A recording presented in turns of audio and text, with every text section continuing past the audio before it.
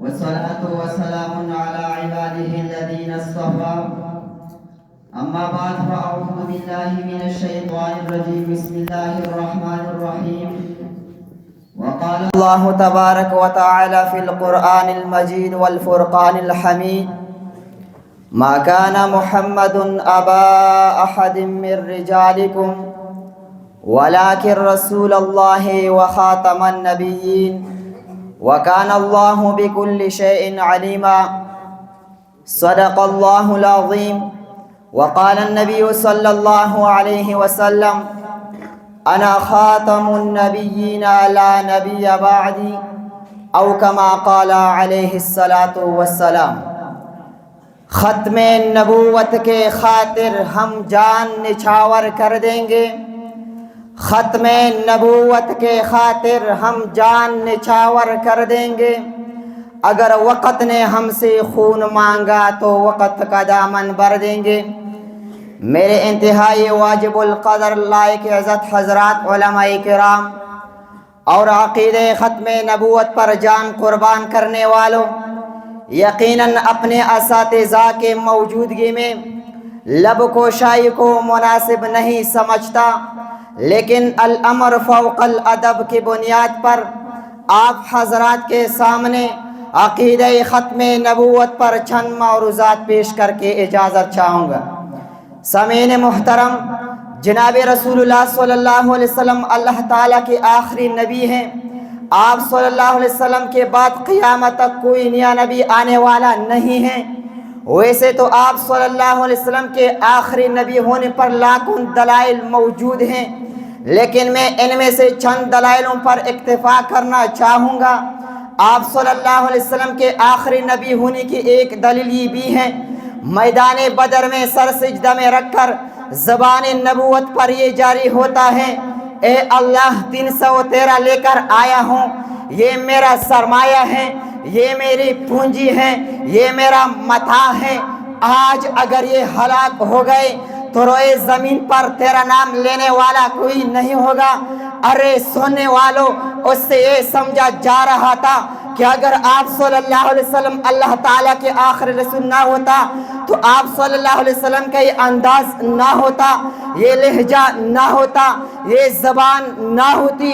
اور انگلی سے نبوت کی طرف اشارہ کر کے ارشاد فرمایا کہ میں اور قیامت دونوں اس طرح ہوں کہ میں تھوڑے دیر پہلے آ چکا ہوں اور قیامت بعد میں آنے والی ہے۔ گویا کہ بتانا چاہتے تھے کہ میرے بعد قیامت تو آ سکتی ہے مگر کوئی نیا نبی نہیں آ سکتا۔ اب اگر اس کے بعد بھی کوئی شخص جھوٹی نبوت کا دعویٰ کرے گا تو ہم بھی یہ اعلان کرتے رہیں گے، ہر حال میں ہم حق بات کا اظہار کریں گے۔ منبر نہیں ہوگا تو سرے دار کریں گے۔ جب تک دہن میں زبان سینے میں دل ہے، جب تک دہن میں زبان سینے میں دل ہے، پھر کاذب کی نبوت کا ہم انکار کریں گے۔ سامعین محترم، جناب رسول اللہ صلی اللہ علیہ وسلم کے آخری نبی ہونے کی ایک دلیل یہ بھی ہے کہ نبی کے مجرم قوم کی ہلاکت کرنے کے لیے اللہ تعالیٰ کا ضابطہ اور قانون یہ ہے، نبی جس قوم کا نبی ہو اس کو اس قوم سے نکالتا ہے اور مجرم قوم کو ہلاک کر دیتا ہے۔ تو اب کوئی شخص اعتراض کر سکتا ہے کہ نبی صلی اللہ علیہ وسلم مکہ سے مدینہ چل گئے تھے، مجرم قوم پہ عذاب کیوں نہیں آیا؟ تو ہم جواب دیتے ہیں کہ انت فیہم کا معنی یہ ہے کہ نبی صلی اللہ علیہ وسلم جب تک اس دنیا میں موجود ہو تو مجرم قوم پہ عذاب نہیں آتا۔ تو کوئی شخص اعتراض کر سکتا ہے کہ نبی صلی اللہ علیہ وسلم مدینہ سے عرش چل گئے تھے، مجرم قوم پہ عذاب کیوں نہیں آیا؟ تو ہم جواب دیتے ہیں کہ نبی صلی اللہ علیہ وسلم جب تک اس دنیا میں جسم اطہر کے ساتھ موجود ہو تو مجرم قوم پہ عذاب نہیں آتا۔ تو کوئی شخص اعتراض کر سکتا ہے کہ نبی صلی اللہ علیہ وسلم دنیا سے رحلت فرما گئے تھے، برزخ چل گئے تھے، آخر وجہ کیا ہے نبی صلی اللہ علیہ وسلم کے مجرم قوم پہ عذاب کیوں نہیں آیا؟ تو ہم جواب دیتے ہیں اس کی وجہ یہ ہے کہ ہمارا نبی مکہ کے نبی، مدینہ کے نبی، عرش کے نبی، فرش کے نبی،